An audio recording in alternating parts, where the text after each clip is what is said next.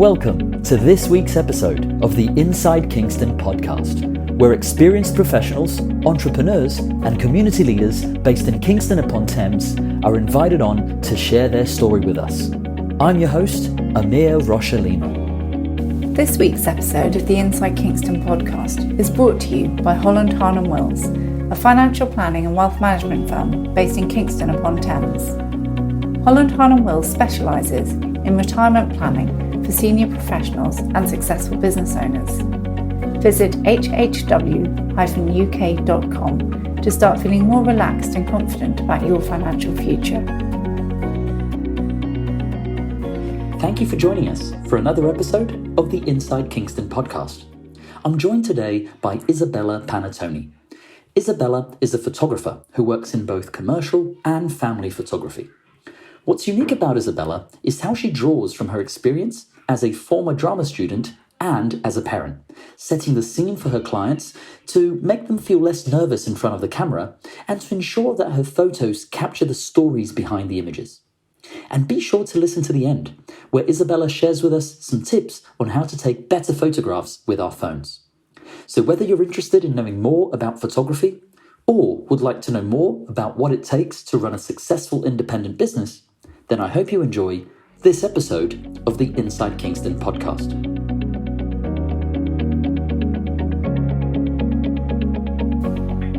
Welcome, Isabella Panattoni, to the Inside Kingston Podcast. Isabella, I'm really excited about this conversation because I've always been fascinated with photography and the power of telling stories through images. And obviously, like many of our listeners, I've also become a bit of a prolific amateur photographer just by virtue of having a phone with a camera on me most of the time. So it's great to get a chance to speak with a professional photographer, and I'm sure that we can learn a lot from your expertise in this area. But to kick off this conversation, I'd like to go back in time, if that's okay. So Isabella, where did you grow up? I'm very local. For a very short time, I fell in love and moved to Streatham. And I've got two little boys, and when the second one was just about to make his debut, we decided to come to Kingston and really set up our home here, so that in true kind of Italian roots and family fashion, I am still very close to my mother and father, and actually my brother and his family live on the same road as my parents. So it's very nice to be back so much closer to them. And so yeah, that's kind of southwest London, born and bred, really. Fantastic. And could you tell us a little bit about your career journey before you set up your photography business?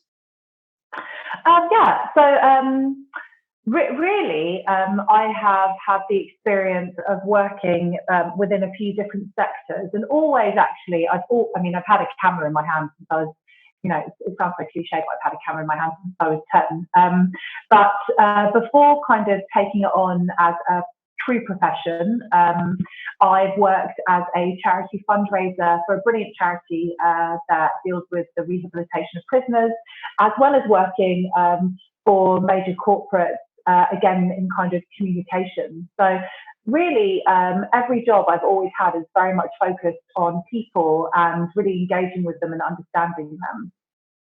That's really interesting. And what prompted you to train as a photographer, and what was the journey like?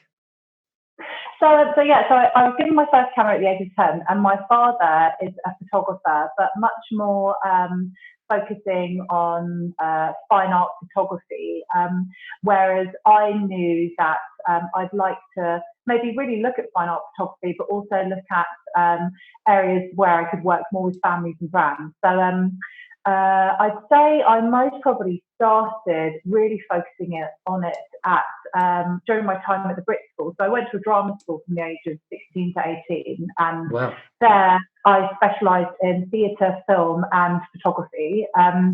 And really from there, the passion for being a creative grew and grew. But as time went on, and especially at university, I went on to look at the kind of practical filmmaking and again, kind of stills, so photography within that. I realised that I definitely lent more towards photography because sometimes it means you can just pick up your camera and go and, you know, document people or be with your client and it just be quite intimate. whereas a lot of the film sets I'd worked on had been quite large. So I really knew after university that I wanted to kind of hone in on photography more, and I bought myself my first HDSLR and really started to explore forms of social documentary as well as kind of advertising photography. And I've been very fortunate to work with a lot of incredibly successful photographers, and I've assisted them on some very kind of major productions. So I really started to cut my teeth quite early on, and from an early start it was always kind of portraiture and branding, lifestyle, and then later down the line kind of family photography too. And I guess it's kind of brought me all to this point really of working with people of all forms and backgrounds, from brands to families, and exploring, their stories and trying to make sure that I represent them through, kind of visual imagery. That's really interesting, Isabella. And on that note, could you tell us a little bit about your business as it is today? So currently, my photography business focuses on families and branding photography. And that means that on any given day, I can be commissioned by a brand to go in and maybe capture some lifestyle images. And what I mean by that is the brand in action, whether it's just staff exploring their day and really representing that so they can communicate that online more, to portraits, so kind of corporate headshots, as well as a more kind of relaxed form of that, and again for them to use in print and also through social media and other forms of online communication, and families too. So I work with a lot of families on their photo shoots, and for them it's more about being able to really kind of engage with them and get some beautiful images, and hopefully ones that they're going to, love forever, and without really sounding, I hate blowing my own horn. It's kind of embarrassing, isn't it? But, the feedback I often get from my clients is, these are images that will stay with us and for the generations to come. And to be honest, that's what makes my entire job as fulfilling as it is. Absolutely. And actually on your website, there are some beautiful images that very much speak to what you're talking about there, Isabella. And I actually wanted to pick your brains on this a little bit. No worries. So when you're doing a family photo shoot, could you give us some insight into your mindset when you're trying to look for that story inside the image? Of course. So, I don't think there are many people out there that as soon as you put a camera in their face, immediately feel comfortable. And that's just, part of who we are as human beings. As soon as you feel propelled onto a stage or into a slightly different environment to the one that you're naturally used to, you may feel a bit like, oh, this is a bit strange, this is a bit different, how do I act? So before I even raise my camera, I start getting to know that family as soon as we're kind of together. And often, it's just through of, exploring different conversations or, having a chat about what they've been up to before this, or often talking about, the children and what their interests are. So before I even start photographing them, I start having fun with them. And as soon as I start having fun with them, the parents immediately feel relaxed, and that normally trickles down quite quickly to the children. And, I have a fantastic repertoire of all of the greatest hits, Amyr, from the wheels on the bus to Let It Go. I know them all in and out. And normally it's a mixed bag of being a bit silly and singing and, just really, almost acting like a close family friend with them. And it's never acting, often I just feel very connected to people quite quickly. And through that, the photo shoot starts. And for me, it often starts maybe with more posed images, because, so many of us don't really have a photograph of us all looking at the camera and happy and good. So I often get clients come to me saying, we just want a really beautiful photograph that we can put on our wall where, no one's blinking or has a sweet stuck in their hair or the dog's actually looking at the camera. So we always kind of start with a posed image. And then after that, it's a series of different games that we might play together, or the parents may just play games with their children too. and I'm always there to kind of photograph that. But, it can also involve going for a beautiful walk in Richmond Park or one of the other beauty spots too. And again, just letting the family be the family that they are, and me being able to, pull out the best bits for them, and then hopefully giving them a gallery of images that will last them a lifetime. Absolutely, that's fascinating. Now, obviously, given that you're a professional photographer, I can't help but ask you this, Isabella. What are some tips that you give us mere mortal amateurs here around taking better photos with our phones? Yeah, iPhoneography is a huge movement, and I often get clients because I am the proud owner of a smartphone with a decent camera on it too. And often I don't have my big camera on me when I'm out and about with my own children. So what I often say is, obviously the latest iPhones have the portrait setting, and it's a very good setting to use if you're not using that already. And also look at your lighting, because often people aren't really thinking about where they're photographing their child. And sometimes, the scenario that they put them in is the back garden at noon when it's really hopefully quite sunny and bright. And, so immediately the child starts squinting, and then the parents, we're often not thinking, oh, why are they squinting? We're just thinking, oh, hurry up, I just want to take this photograph really quickly. So, think about your lighting. And with regards to composition, when you're looking at your subject matter, and this actually relates far beyond a human, but it can relate to anything you're photographing, from, I don't know, a street sign to a deer in Richmond Park. Think about keeping your subject matter if you split your image into two halves, look at the dead center, almost like the line of the equator running dead center through the image. And then think about your focus being pulled to the top third of that. And it's called the golden third in kind of professional photography terms. And it's all about, psychologically where our eye line is pulled as a viewer. And there's a lot of science behind the impact of making sure that your subject matter falls specifically within that grid to make the most beautiful image you can.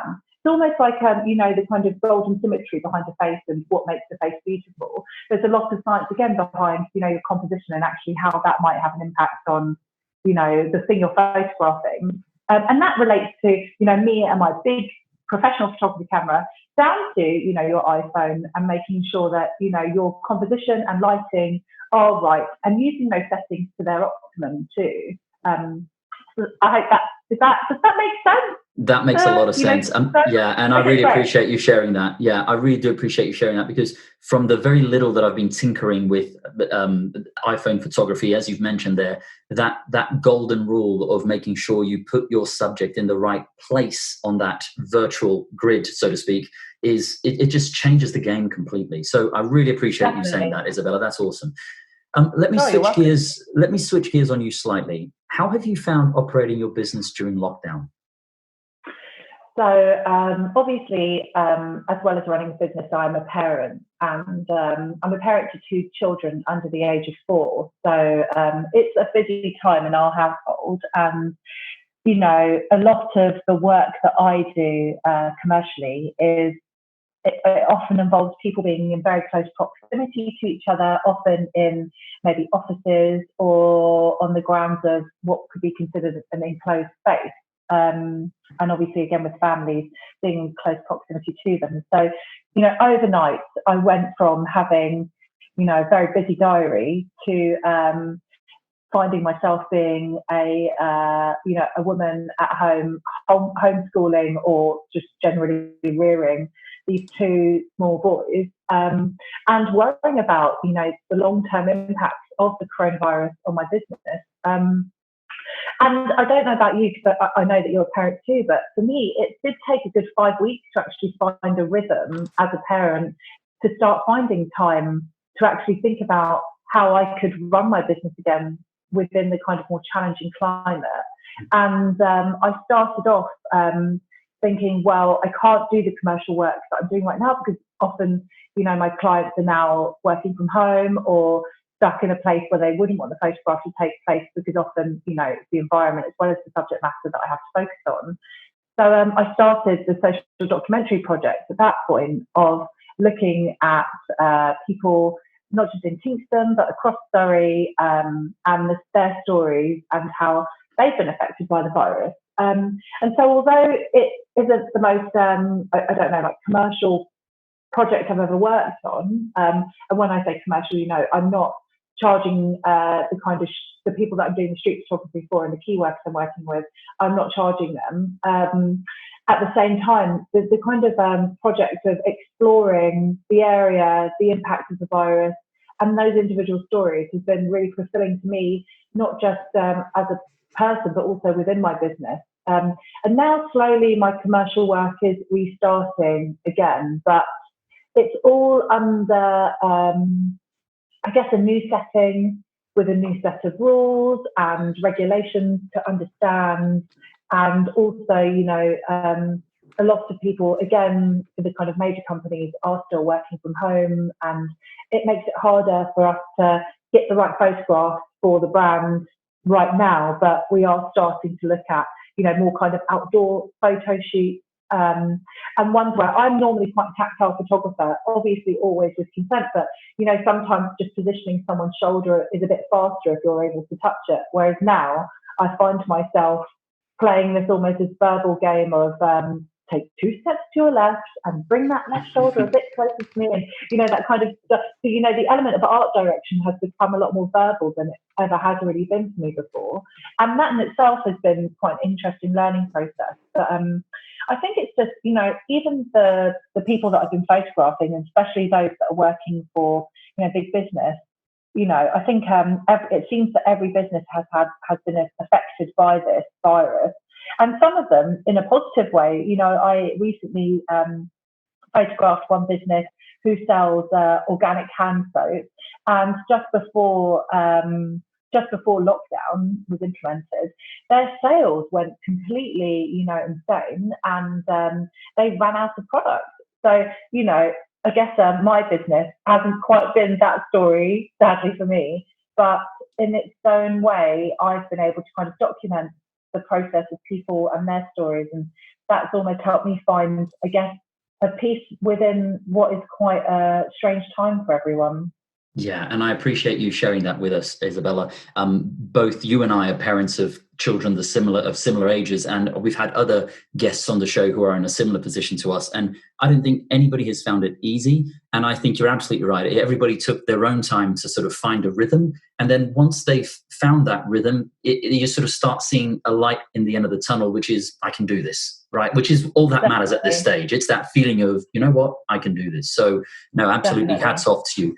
And there's something you mentioned there, which I want to discuss further, because I think it's super, super interesting. So you originally reached out to me on Instagram because, of course, you stumbled upon the show, and I stumbled upon your lockdown portrait project on Instagram as well. And I think that is just great. I think in years to come, we'll be looking back at this lockdown through social documentary projects like the lockdown portrait project that you're doing. So could you tell us a little bit more about that? Of course. So 5 weeks into lockdown, I hadn't photographed anyone but my small children. And actually my eldest turned around to me and said, "No, mummy, please, no more photos." And my husband even said, "You know, I think it's time for you to go out." And, I've been kind of, chomping at the bit to get out there. And I think as time went on and we learned about how I could do things safely, I just picked up my camera, and initially I contacted people on my road and did a series of doorstep portraits. And through that, just like with every photo shoot I work on, like I said at the start of this, I don't just go onto a photo shoot and take a photo. I want to tell a story. I want to learn about that person. And through that series of doorstep portraits I started off doing, it dawned on me immediately, actually, there's so many people out there that have a story to tell. And I guess what I'm really focusing on is the story behind the PPE, because, we often watch the news, and even, yesterday when I was watching the news, it's people with masks and, gowns on, talking about, I guess, the most hard-hitting facts of the virus. But actually, as one of my followers recently phrased it, I tell the story of normal people at an abnormal time. And, with regards to exploring more elements of the project, I quickly started to reach out to key workers and frontline staff at the hospital, as well as, the people that work on the market stall in Kingston, all elements of the community. And I wanted to find out more about, maybe how the virus had affected them, how it affected their business, and also about them as people, their home lives and what their family felt, about them coming to work each day. I'll never forget speaking to one of my first subject matters was this wonderful woman, or is this wonderful woman, called Hannah, who works at the train station. And I walked into the ticket hall in Kingston on what should have been rush hour on a Friday. And, to anyone, they'd expect it to be filled with people rushing to get home or rushing to go out, rushing to get places and using that public transport. And it was just me and her walking into this empty, quiet train station and seeing no one, but this woman behind this glass screen, almost longing for some human contact, really started to hit home to me, actually, the ways in which this virus had affected us. And I'd kind of known that obviously before through watching the news, but meeting Hannah and talking to her, she was so excited for the opportunity to tell her story, but also just to chat to another human, because she sits in the ticket hall often for 8 hours at a time and doesn't really see anyone, and no one wants to get close to her, understandably. And so, being able to kind of explore that narrative, and meet more people in our community, whether it is, someone that's working through it, or they're looking after their children through it, all the different facets of it. It's been, real honour for me that people have trusted me enough to let me photograph them and tell their story, to be honest. Absolutely. And it's something that I'm really proud of in our community, is actually, I've always thought Kingston was brilliant, and it's one of the reasons we decided to set up home here. But especially now, after doing this project for, 2.5 months, oh my goodness, it's just such a magnificent place. And all the people here are, heroes in their own right, to be honest. Absolutely. That's fascinating. And I urge our listeners to check it out on Instagram. I'll make sure I link to it on the show notes. And that's called the Lockdown Portrait Project. And you can find that on Isabella's Instagram account. What are some of the key business lessons you've learned throughout your life? Be adaptable, be honest, and always believe in what you're doing. And those would be my 3 key things. So to be adaptable is always to look at your industry. When I started as a photographer, I knew how to use both digital, I still do know how to use digital and film cameras, but more and more clients wanted digital photography, because it does allow for a lot more flexibility in post-production, especially for major ad campaigns, or kind of things that might need a bit more of an edit in post-production. To be honest, and what I mean by that is be honest with your client, whether it's a family or a brand.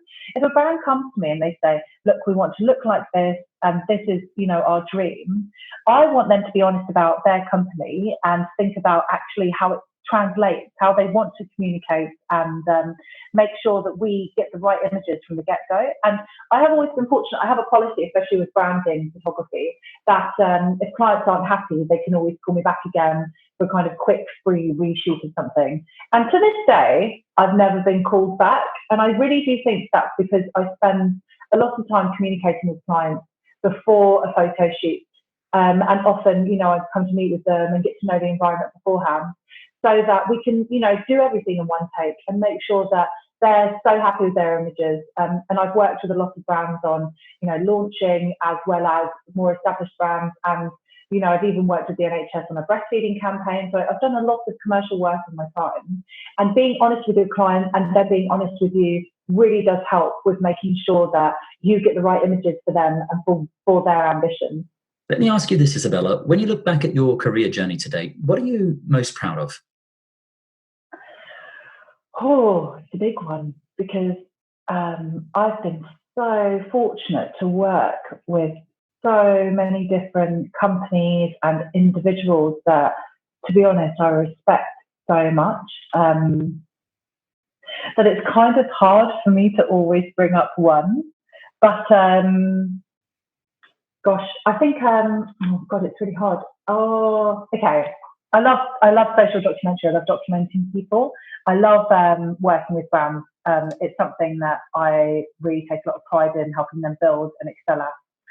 But there's one thing that will always stand out to me, and I think it's related to my heritage. So I'm, as you can tell, British born, but have an Italian name. But I also am half Armenian. So my mother's Armenian, my father's Italian, and I was born and raised in the UK.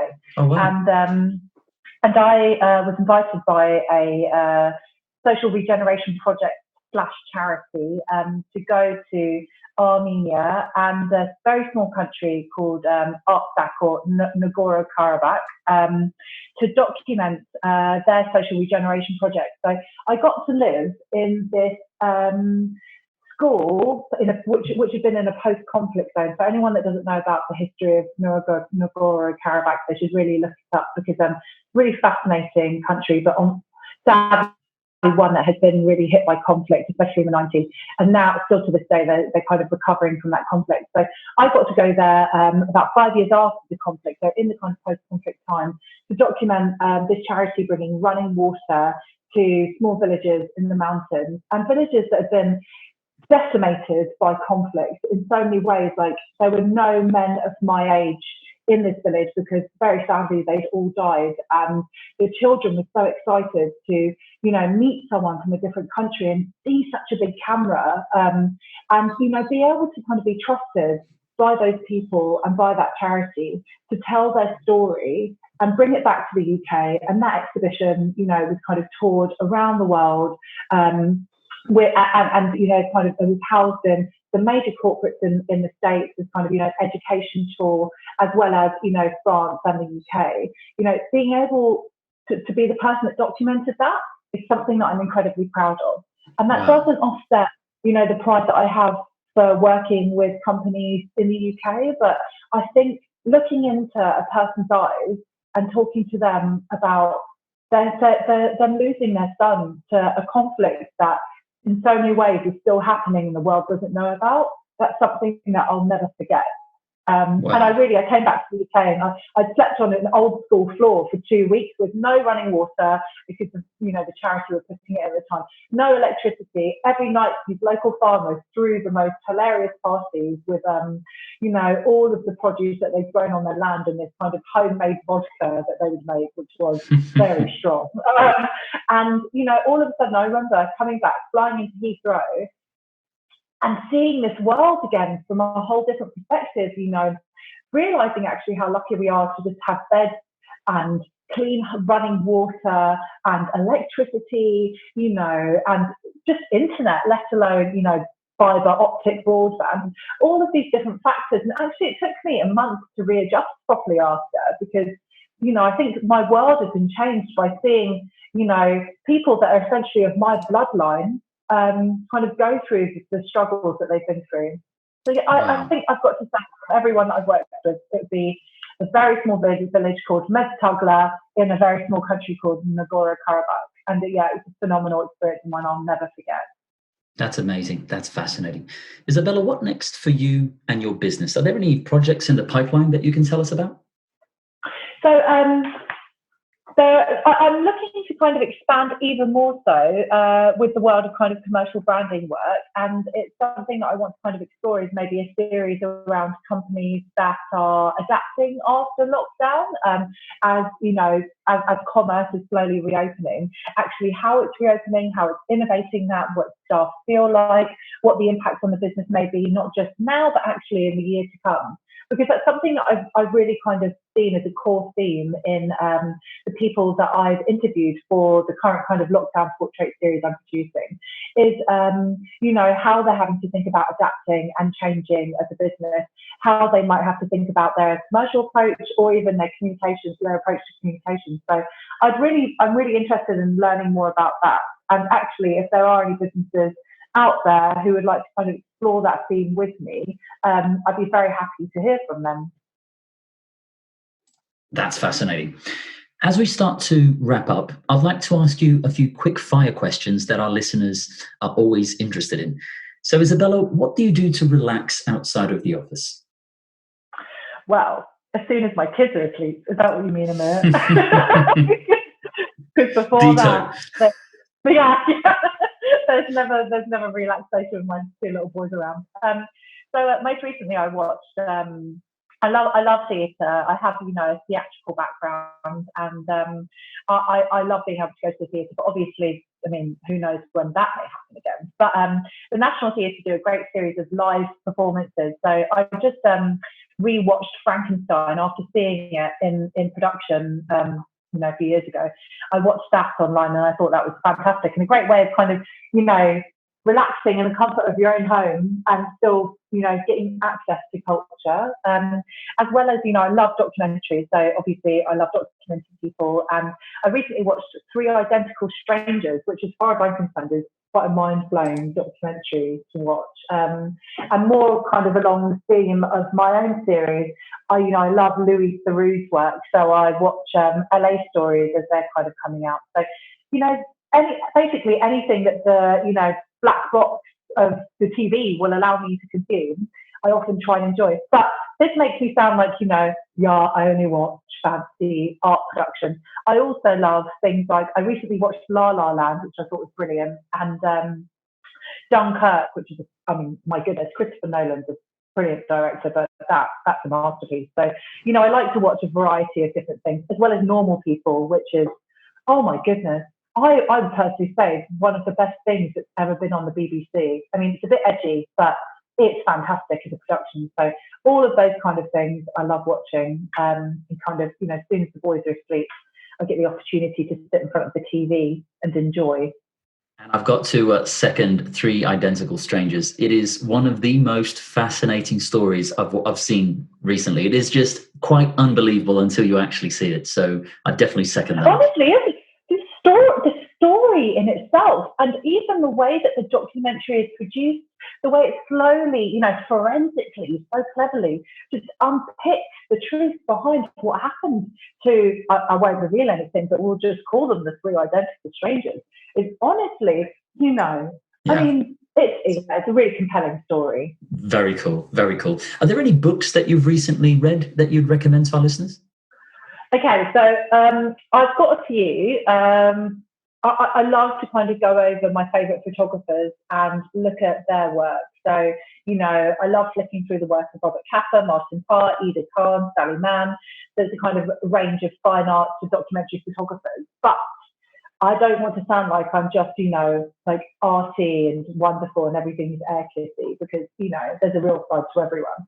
I love a good murder mystery, and it's something that, will always hook me in. And I'm a complete sucker for this author called Nikki French, who is actually is a couple that write under the pseudonym, and they produce a great range of kind of murder mystery / thrillers. And so I'm currently reading The Lying Room by Nikki French, which most probably won't make me sound like the most educated, person on the planet, but my gosh, it's great for, good whodunit. I'm really enjoying it. Yeah, I've got a lot of time for that. I'm with you. I'm so eclectic when it comes to books I read and music I listen to and TV shows. So it could be super arty, but at the same time, it can be a bit trashy and everything in between. I'm happy with it all. Life's all about moderation, isn't it? 100%. You can't just if you're going to watch, something by the National Theatre one night, you have to follow it up with something trashy the following night. Because 100%. It's yin yang. It's yin yang. We've got to keep the balance. Exactly. On that. Yeah. Finally, where can people go to find out more about you and your business? So a lot of my work is on my website, isabellapanattoni.com. And for our listeners who may just be listening and won't have my name in front of them, sadly, it isn't spelt like the Italian Christmas cake, or else I may be one of the richest people on the planet if my family had made that. If my family made that recipe. So it's Isabella, and then you can check out the surname spelling. I won't spell it for you. But on there, but also for my more current work, mainly because my boys haven't given me enough time to put it all on my website yet.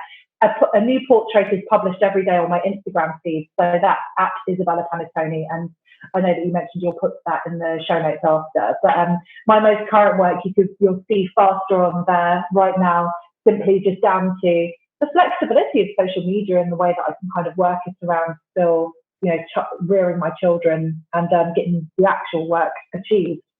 Absolutely. And for the benefit of our listeners, I'll make sure I add these resources to the show notes. Isabella, thank you for joining us here on the Inside Kingston podcast. It's been a pleasure getting to know your story. Thank you so much. And I want to say, thank you for believing in the community enough to highlight not just my business, but so many businesses that are, so embedded in our community and help people in so many different ways.